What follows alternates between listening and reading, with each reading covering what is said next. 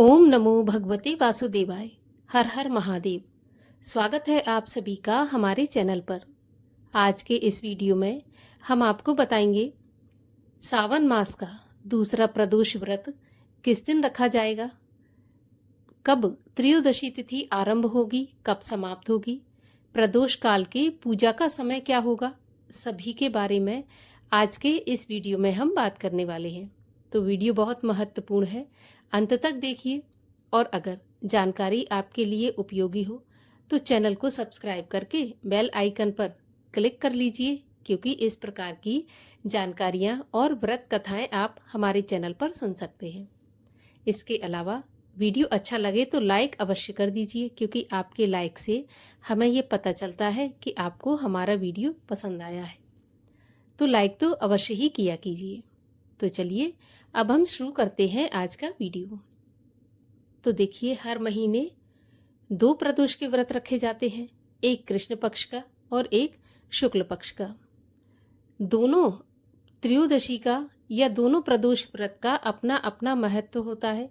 दोनों ही प्रदोष के व्रत शुभ फलदायी होते हैं। इसमें कृष्ण पक्ष का या शुक्ल पक्ष का कोई भी भेद नहीं होता है। हाँ, बार के हिसाब से अर्थात दिन के हिसाब से अलग अलग महत्व होता है। जैसे सोमवार का अगर प्रदोष का व्रत है तो वो सोम प्रदोष कहलाता है, मंगलवार का मंगल प्रदोष कहलाता है। इस प्रकार से दिन के हिसाब से अलग अलग होता है।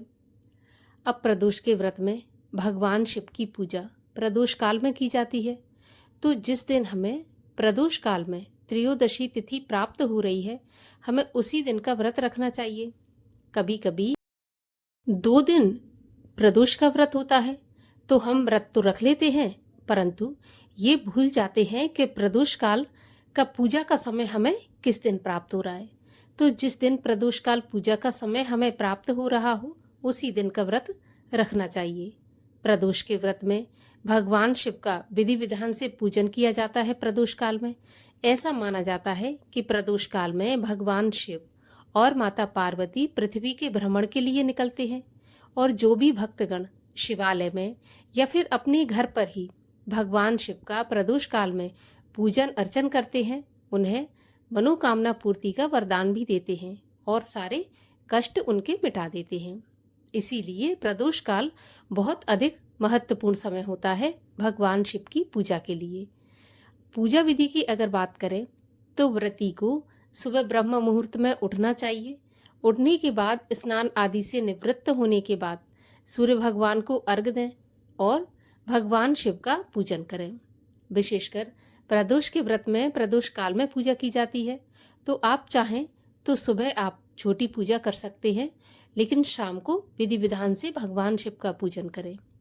सारा दिन उपवास रखें, हो सके तो निराहार ही रहे सारा दिन। शाम को पूजा करने के बाद ही कुछ आहार लें, लेकिन अगर बहुत अधिक आवश्यकता हो तो आप लिक्विड ले सकते हैं, जैसे कि दूध है, जूस है, इस प्रकार से आप ले सकते हैं।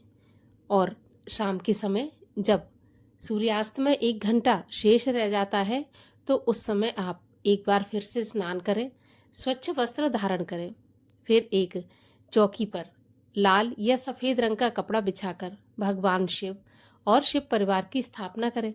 विधि विधान से भगवान शिव का पूजन करें। भगवान शिव को बेल, धतूरा, भांग, जनेऊ, रोली, मोली, सिंदूर इत्यादि अर्पित करें। माता पार्वती को सुहाग की सामग्री अर्पित करें। गणेश जी के लिए भी दूर्वा अर्पित करें।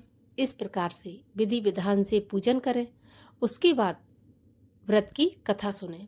जिस दिन का व्रत हो उसी दिन के व्रत की कथा सुने, भगवान शिव की आरती करें।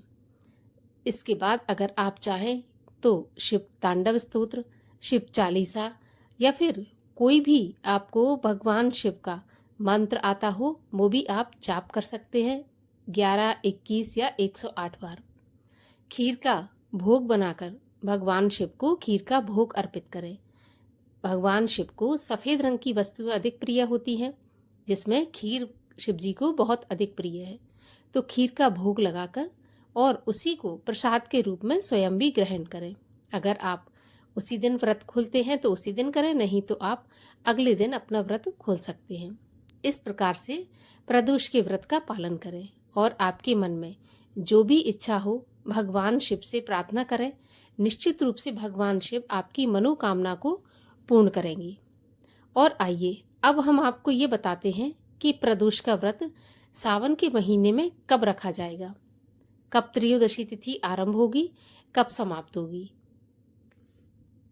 तो देखिए, त्रयोदशी तिथि प्रारंभ होगी 6 अगस्त बुधवार के दोपहर को 2:08 से और त्रयोदशी तिथि समाप्त होगी 7 अगस्त गुरुवार की दोपहर 2:27 पर।